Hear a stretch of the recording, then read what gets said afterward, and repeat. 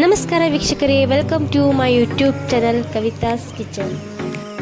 ನಾನು ಇವತ್ತು ನಿಮಗೆ home made dhaba style paneer kofta gravy ಮಾಡೋ ವಿಧಾನ ತೋರಿಸ್ತಾ ಇದ್ದೀನಿ. ಟೇಸ್ಟ್ ಮಾತ್ರ ಎಕ್ಸಲೆಂಟಾಗಿ ಬಂದಿದೆ. ಒಮ್ಮೆ ಖಂಡಿತವಾಗಿ ಟ್ರೈ ಮಾಡಿ ಅಂತ ಹೇಳ್ತೀನಿ. ಬನ್ನಿ, ಇದಕ್ಕೆ ಬೇಕಾಗಿರುವ ಸಾಮಗ್ರಿ ನೋಡ್ಕೊಳ್ಳೋಣ. 250 ಗ್ರಾಮ್ ಪನ್ನೀರ್ ತೊಗೊಂಡಿದ್ದೀನಿ. 1 ಟೀ ಸ್ಪೂನ್ ಜೀರಿಗೆ, ಅರ್ಧ ಟೀ ಸ್ಪೂನ್ ಆಗುವಷ್ಟು ಕರಿಮೆಣಸು ಪೌಡರ್ ತೊಗೊಂಡಿದ್ದೀನಿ.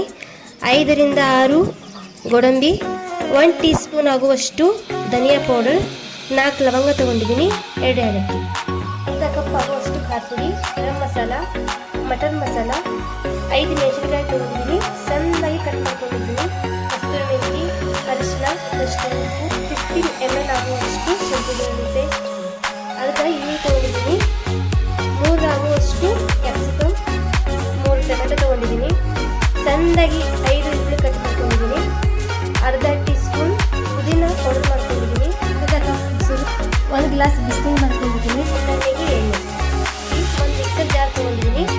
ಇದಕ್ಕೆ ಇವಾಗ 3 ಟೊಮೆಟೊ ಹಾಕೊಳ್ತಾ ಇದ್ದೀನಿ, 4 ಗೋಡಂಬಿ, ಇದನ್ನ ಇವಾಗ ಪೇಸ್ಟ್ ಮಾಡ್ಕೊಳ್ಳೋಣ. ಇವಾಗ ಟೊಮೆಟೊ ಪೇಸ್ಟ್ ರೆಡಿಯಾಗಿದೆ, ಒಗ್ಗರಣೆ ಹಾಕೋಣ. ನಾನು ಇಲ್ಲಿ ಒಂದು ಕಡಾಯಿ ಇಡ್ತಾ ಇದ್ದೀನಿ. ಇದಕ್ಕೆ ಇವಾಗ 250 ml ಆಗುವಷ್ಟು ಎಣ್ಣೆ ಹಾಕೋಣ. ಬಿಸಿಯಾಗಿದೆ. ಇದಕ್ಕಿವಾಗ 4 ಲವಂಗ, 2 ಏಲಕ್ಕಿ, 1 ಟೀ ಸ್ಪೂನ್ ಜೀರಿಗೆ ಹಾಕೊಂಡು ಸ್ವಲ್ಪ ಫ್ರೈ ಮಾಡ್ಕೊತೀನಿ. ಇವಾಗ ಈರುಳ್ಳಿ ಹಾಕೊಳ್ತಾ ಇದ್ದೀನಿ.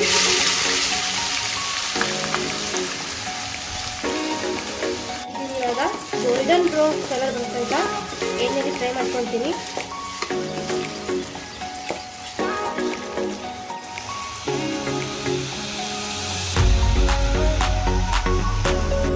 ಒಂದು ಟೀ ಸ್ಪೂನ್ ಬೆಳ್ಳುಳ್ಳಿ ಪೇಸ್ಟ್ ಹಾಕಿ ಹಸಿ ವಾಸನೆ ಹೋಗೋ ತನಕ ಫ್ರೈ ಮಾಡ್ಕೊಳ್ಳೋಣ. ಅರ್ಧ ಕಪ್ ಖಾರ ಪುಡಿ ಹಾಕೊತಾ ಇದ್ದೀನಿ, 1 teaspoon mutton masala, 1 teaspoon garam masala, 1 teaspoon ಪುದೀನ ಪೌಡರ್, ಅರ್ಧ ಟೀ ಸ್ಪೂನ್ ಅರಿಶಿನ, 5 ರಿಂದ 6 ಮೆಣಸಿನಕಾಯಿ ತೊಗೊಂಡಿದ್ದೀನಿ, ರುಚಿಗೆ ತಕ್ಕಷ್ಟು ಉಪ್ಪು. ಇವಾಗ ಚೆನ್ನಾಗಿ ಕಲಿಸ್ಕೊಳ್ಳೋಣ. ಇದಕ್ಕೆ ಅರ್ಧ ಕಪ್ ಆಗುವಷ್ಟು ಬಿಸಿನೀರು ಹಾಕಿ ಸ್ವಲ್ಪ ಮಸಾಲೆ ಫ್ರೈ ಮಾಡ್ಕೊಳ್ಳೋಣ.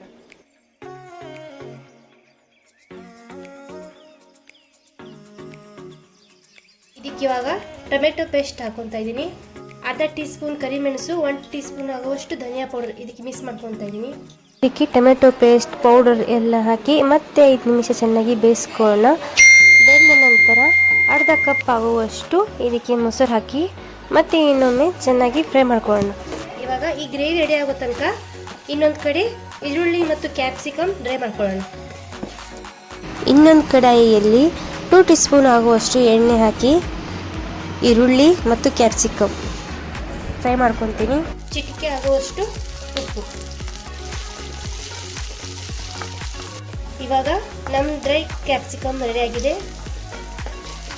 ಇವಾಗ ಕ್ಯಾಪ್ಸಿಕಮ್ ಗ್ರೇವಿ ಹಾಕೊತಾ ಇದ್ದೀನಿ. ನಮ್ಮ ಗ್ರೇವಿ ರೆಡಿ ಆಗಿದೆ. ಇದಕ್ಕೆ ಪನ್ನೀರ್ ಮಿಕ್ಸ್ ಮಾಡ್ಕೊಳ್ಳೋಣ.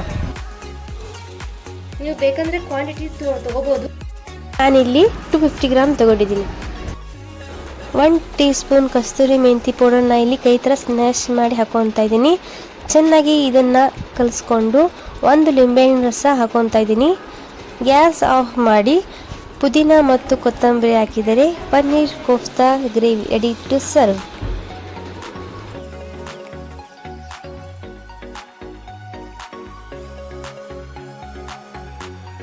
ಧಾಬಾ ಸ್ಟೈಲ್ ಪನ್ನೀರ್ ಕೋಫ್ತಾ ಗ್ರೇವಿ ರೆಡಿಯಾಗಿದೆ ವೀಕ್ಷಕರೇ.